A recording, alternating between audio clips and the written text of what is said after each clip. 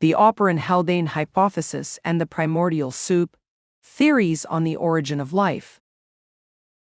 Introduction. The origin of life on Earth is one of the most profound questions in science.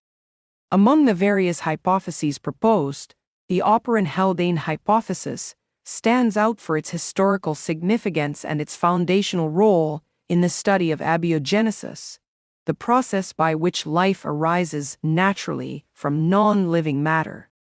This hypothesis, often associated with the concept of the primordial soup, suggests that life began in a soup of organic molecules, possibly in the oceans, under conditions very different from those of today. Historical background. The idea that life could arise from non-living matter is not new. Ancient Greek philosophers, including Aristotle, believed in spontaneous generation, the notion that life could emerge from inanimate substances.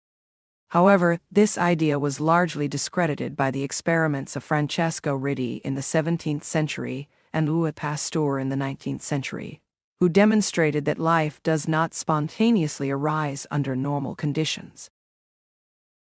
In the early 20th century, scientists began to reconsider the possibility of abiogenesis under the unique conditions of early Earth. Two scientists, Alexander Oparin from Russia and J.B.S. Haldane from the United Kingdom, independently proposed similar ideas about the origin of life. Their theories, now collectively known as the Oparin-Haldane hypothesis, laid the groundwork for modern research into the origins of life. The Oparin-Haldane hypothesis. The Oparin-Haldane hypothesis posits that life on Earth began through a gradual chemical evolution of carbon-based molecules in the primordial soup of the early oceans. This hypothesis can be broken down into several key components. 1. Reducing atmosphere. Both Oparin and Haldane suggested that the early Earth's atmosphere was reducing, meaning it lacked free oxygen and was rich in gases like methane, ammonia, hydrogen, and water vapor. This type of atmosphere is conducive to the formation of organic molecules. 2. Energy sources. The early Earth was subject to various energy sources, such as ultraviolet radiation from the sun, lightning, and volcanic activity. These energy sources could drive chemical reactions, leading to the formation of complex organic molecules from simpler ones.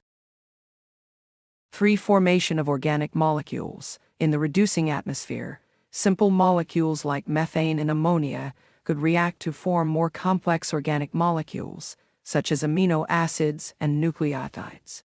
These molecules are the building blocks of life. 4. Primordial soup. These organic molecules accumulated in the early oceans, creating a primordial soup. In this nutrient-rich environment, further chemical reactions could occur, leading to the formation of even more complex molecules, such as proteins and nucleic acids.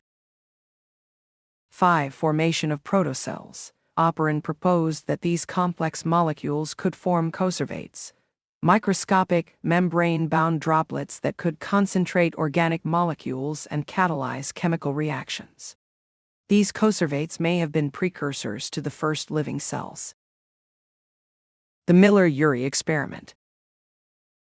The Oparin-Haldane hypothesis gained significant support from the famous Miller-Urey experiment, conducted in 1953. Stanley Miller and Harold Urey simulated the conditions of early Earth in a laboratory setting.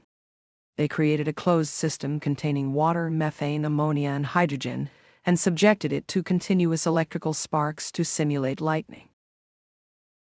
After running the experiment for a week, Miller and Urey found that several amino acids had formed in the system.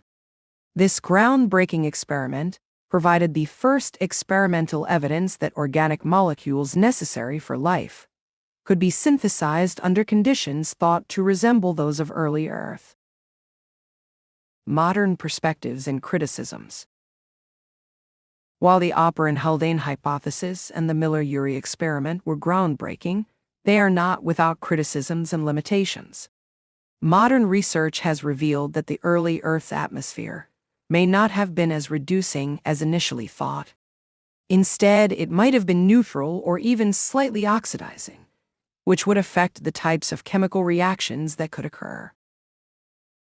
Additionally, the exact pathways from simple organic molecules to living cells remain unclear.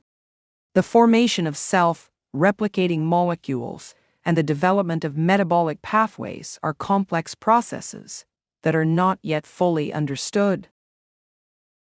Despite these challenges, the Oparin-Haldane hypothesis remains a cornerstone of abiogenesis research.